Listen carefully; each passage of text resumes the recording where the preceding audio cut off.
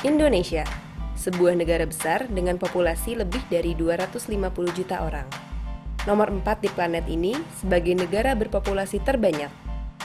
Dengan kondisi geografis yang berkepulauan, pendistribusian energi listrik yang merata menjadi tantangan yang sulit bagi Indonesia. Baru kota-kota besar saja yang sudah mendapat asupan listrik memadai, sedangkan daerah pelosok, penetrasi listriknya masih minim. Selain masalah pendistribusian, Indonesia saat ini juga masih terlalu bergantung pada sumber energi fosil. Tapi bayangkan, jika kita eksploitasi terus, dan terus. Cadangan sumber energi akan menipis dan kemudian habis. Minyak bumi, gas alam, dan batu bara adalah 3 sumber energi fosil yang selama ini dimanfaatkan di Indonesia. Akan tetapi, kita sudah mengimpor minyak bumi sejak tahun 2009 dan diperkirakan kita akan menjadi negara pengimpor terbesar di dunia di tahun 2019. Lalu, ada gas alam yang cadangan domestiknya hampir habis, sehingga harus mencari cadangan baru yang mengakibatkan harganya akan menjadi sangat mahal. Sedangkan batu bara yang berkualitas baik sangat terbatas dan biaya distribusinya mahal, sehingga hanya efektif untuk dimanfaatkan di area sekitar tambang. Dapat dipastikan, pada akhir dekade ini, Indonesia akan menghadapi krisis energi. Kemungkinan ini akan berdampak langsung pada melemahnya perekonomian Indonesia, di mana subsidi energi akan mengambil alih sebagian besar anggaran belanja negara. Belum lagi jika ditambah inflasi yang terjadi setiap tahun, perekonomian Indonesia akan anjlok. Maka, solusi untuk mencegahnya adalah beralih ke sumber energi terbarukan. Sumber energi yang bisa kita hasilkan secara lokal dari sumber tenaga air, panas bumi, angin, panas matahari, dan biomasa. Namun, tidak semuanya cocok untuk dikembangkan di seluruh wilayah Indonesia. Air dan panas bumi misalnya. Kedua sumber energi ini baik, namun terbatas karena hanya bisa dilakukan di lokasi-lokasi yang dekat dengan sumbernya. Lalu angin. Sumber energi yang dihasilkan dari angin kurang efisien untuk diterapkan, karena kecepatan arus angin di sini tidak stabil. Ini disebabkan oleh lokasi geografis Indonesia yang berada di daerah Khatulistiwa. Kemudian ada panel surya yang akan menyerap energi panas matahari.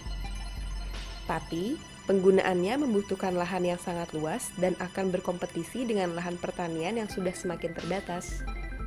Ditambah lagi, lemahnya energi yang dihasilkan pada saat sinar matahari minim.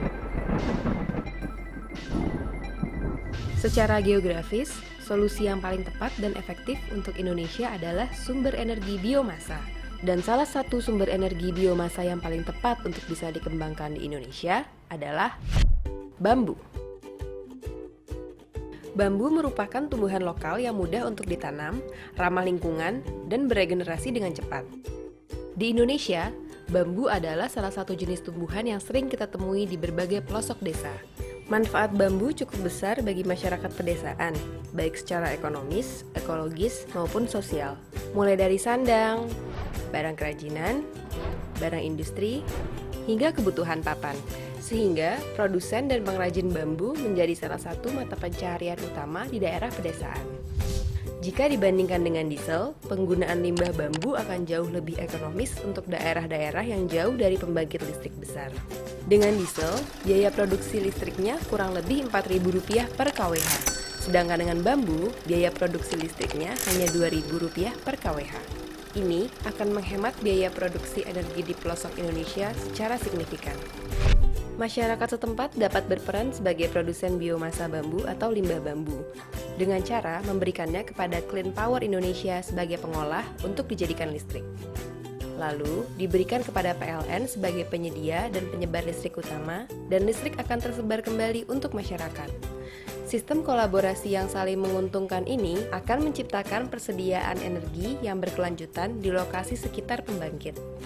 Sistem ini dapat diterapkan di mana saja di Indonesia, sehingga ini menjadi solusi untuk penyediaan listrik di daerah-daerah pelosok. Pada akhirnya, distribusi listrik di Indonesia akan lebih merata tanpa dampak negatif terhadap APBN dan APBD kita. Bambu bukan saja komoditas yang dapat dimanfaatkan untuk sumber energi terbarukan, tapi bambu juga merupakan penyeimbang ekosistem bumi. Ya, tumbuhan ini adalah tumbuhan yang paling ideal dalam menyerap karbon dioksida yang dilepaskan oleh pembangkit, sehingga tercipta kondisi karbon netral dari siklus ini. Ini artinya, bambu juga penting peranannya dalam upaya pencegahan bencana yang diakibatkan oleh perubahan iklim dunia.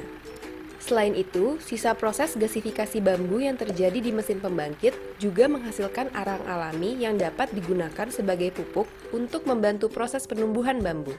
Bayangkan jika bambu telah difungsikan sebagai unsur penting dalam kehidupan.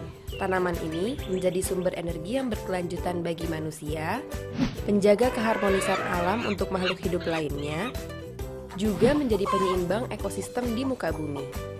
Dan akhirnya, keselarasan dalam hidup berdampingan dengan alam pun akan tercipta. Jadi, inilah saatnya untuk menciptakan masa depan Indonesia yang lebih baik dengan bambu.